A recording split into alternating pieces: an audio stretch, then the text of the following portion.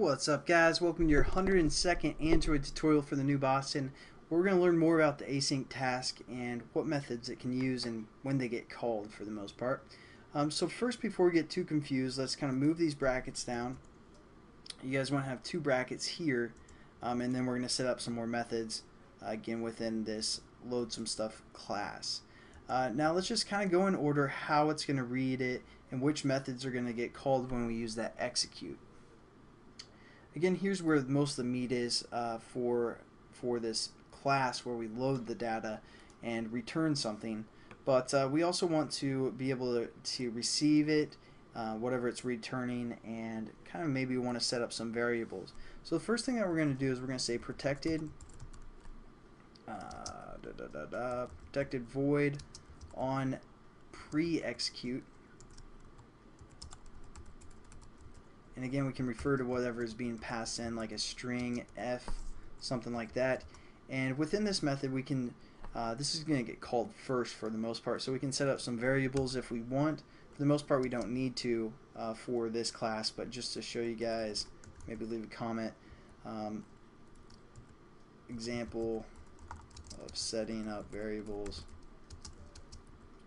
or setting up something. And we get that f, or that string, and we can just set that equal to whatever, and there we go. This won't really do anything for the most part, so it doesn't really matter. And another method we can call is to get that progress. Again, we have an integer that we can refer to, and so if we have a progress method that kind of displays some kind of a loading bar or something like that, we want to access the progress method. So what we're going to say here is we're going to say again protected void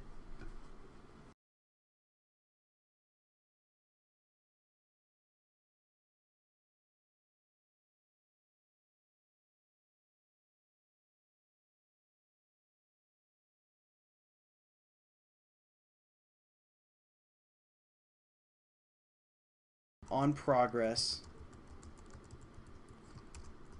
update, and it's going to take an integer,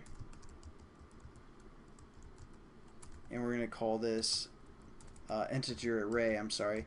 And we've worked with arrays before, you know, it's like that, but when we call them in or pass them in, you just want to say dot dot dot, and that's basically the same thing as an array for the most part. We're going to set this integer array equal to like progress or something like that is the name. And then again, we can, I don't know if I'm going to go through a progress bar or not. I might.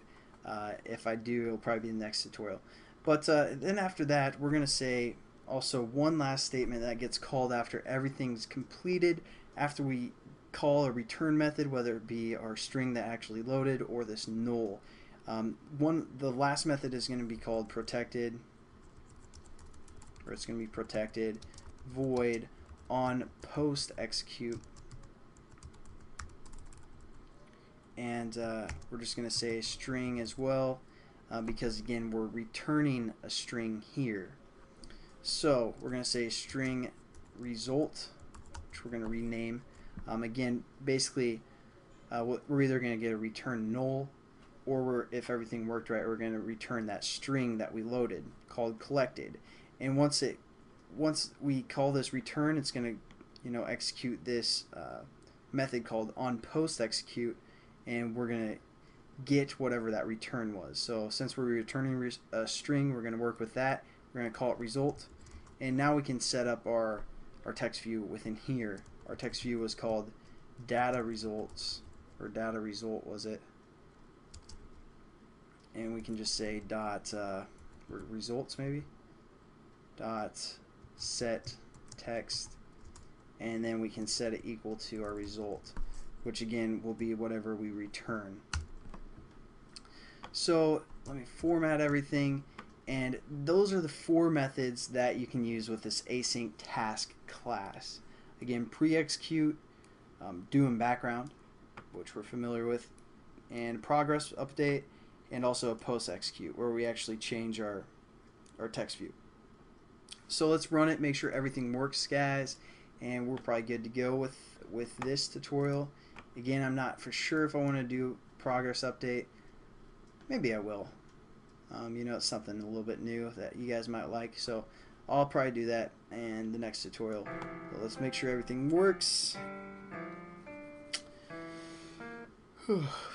So we're gonna say internal data and just like a test text, something like that. We're gonna save it, and if we hit the load button, yeah, there we go, we have our test text there.